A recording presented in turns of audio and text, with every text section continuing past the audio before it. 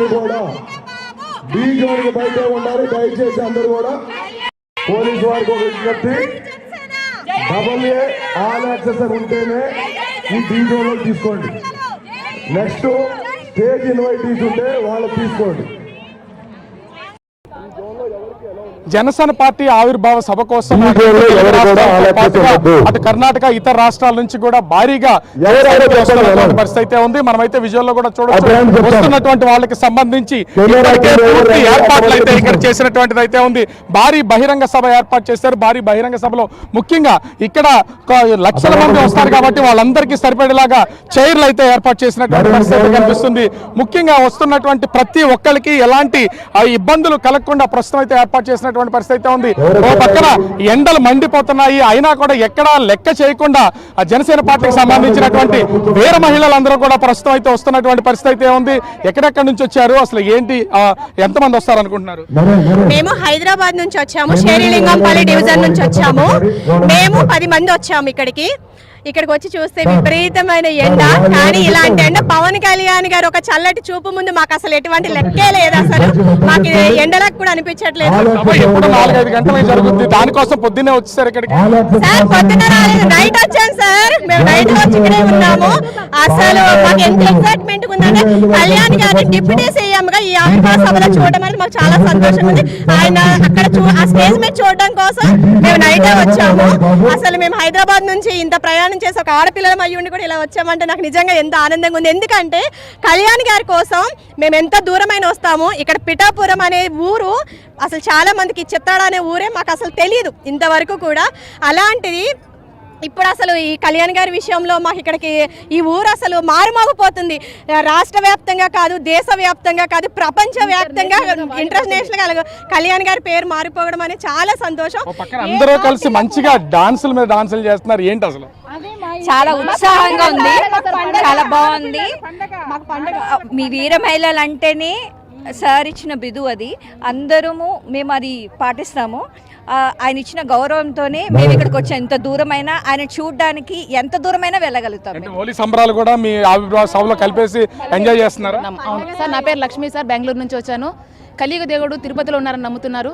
నేనైతే పవన్ కళ్యాణ్ ఇక్కడే ఉన్నారు, ప్రత్యక్ష దైవం అని నమ్ముకొని బెంగళూరు నుంచి ఒంటరి పోరాటం చేసుకుంటూ ఒక్కదానిగా వచ్చాను sir. Thank you so much sir. నాకు ఇక్కడ చాలా మంది ఉన్నారు, మీరు ఎక్కడి నుంచి వచ్చారు? అసలు ఇంత సభను చూస్తున్నారు కదా?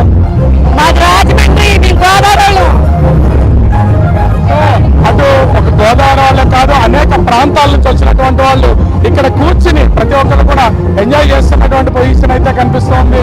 సో డాన్సులు వేస్తున్నారు, అదేవిధంగా వాళ్ళు చేస్తున్నటువంటి మూమెంట్స్ కూడా మనం అయితే చూడొచ్చు. ఇక్కడ కనిపిస్తున్నటువంటి అంటే పవన్ కళ్యాణ్ చూడడం కోసం హైదరాబాద్, బెంగళూరు అనేక ప్రాంతాల నుంచి వచ్చినటువంటి వాళ్ళు అయితే మనము ప్రత్యక్షంగా చూడొచ్చు. డాన్సులు చేస్తూ ఎంజాయ్ చేస్తూ కలియుగ దేవుడు వెంకటేశ్వర స్వామి తిరుపతిలో ఉంటే ప్రస్తుతం పిఠాపురంలో మా దేవుడు పవన్ కళ్యాణ్ ఉన్నాడంటూ వీళ్ళందరూ కూడా చేస్తున్నటువంటిది అయితే మనమైతే చూడొచ్చు. ప్రతి ఒక్కరు ఎంజాయ్ చేస్తున్నారు. ఎండ అనేదాన్ని ఎక్కడా కూడా అలసట లేకుండా, ఎండని లెక్క చేయకుండా జనసేన జెండాను మోయడానికి అయితే వీళ్ళందరూ కూడా వస్తున్నటువంటిది అయితే మనం చూడొచ్చు. చిన్నవాళ్ళ దగ్గర నుంచి పెద్దవాళ్ళ దాకా అనేక మంది రాత్రికే ఇక్కడికైతే వచ్చి వీళ్ళందరూ కూడా ఎంజాయ్ చేస్తున్నటువంటిది చూడొచ్చు. ప్రస్తుతం వీళ్ళందరూ కూడా జనసేన పార్టీ ఆవిర్భావ సభకి సంబంధించి మొత్తం ఎంజాయ్ చేస్తున్నటువంటి అయితే చూడొచ్చు. డాన్సులతో అడలు కొడుతున్నారు. ప్రతి ఒక్కళ్ళు వచ్చినటువంటి వాళ్ళు చేయి కలుపుతున్నారు, అడుగు వేస్తున్నారు, డాన్సులు వేస్తూ ఎంజాయ్ చేస్తున్నటువంటి మూమెంట్స్ కూడా మనం అయితే చూడొచ్చు. ఇక్కడ చిన్న పెద్ద తేడా ఏమీ లేదు. ప్రతి ఒక్కళ్ళు కూడా వచ్చినటువంటి ప్రాంతం వేరు, మనుషులు వేరు, ఒకరికొకరికి సంబంధం లేదు. అయినా కూడా ఇక్కడ ఎంజాయ్ చేస్తూ వీళ్ళందరూ కూడా అటు జనసేన పవన్ కళ్యాణ్ మా దేవుడు అంటూ వీళ్ళైతే పవన్ కళ్యాణ్ చూడడానికి వచ్చినటువంటి పరిస్థితి అయితే ఉంది. రాత్రి వచ్చారు, ఎండ భరించలేనటువంటి పరిస్థితి నెలకొంది. ఇంత ఎండలోనూ ఎక్కడ ఏమి ఆలోచించకుండా ప్రస్తుతం అయితే జనసేన సభ దగ్గర అయితే వీళ్ళందరూ కూడా ఎంజాయ్ చేస్తున్నటువంటి పరిస్థితి అయితే కనిపిస్తుంది. ముఖ్యంగా వేస్తున్నటువంటి డాన్సులు కానీ ఇక్కడ చూస్తున్నటువంటి వాటికి సంబంధించి కానీ అయితే ఎవరన్నా మనం ఒకసారి మాట్లాడే ప్రయత్నం చేద్దాం. ఏంటి ఇంతమంది అయితే ఇక్కడికైతే వచ్చినటువంటి పొజిషన్ అయితే ఉంది, ఎట్లా అనిపిస్తుంది జనాన్ని చూస్తుంటే? వచ్చినటువంటి వాళ్ళు డాన్సులు కూడా చేస్తున్నారు. యాక్చువల్లీ మాకు జనసేన ఆవిర్భావ అంటేనే మాకు అదో మరో పెద్ద పండగ మాకు. ఎందుకంటే ఇది వారసత్వం ఆనందంతో వచ్చిన పార్టీ కాదు.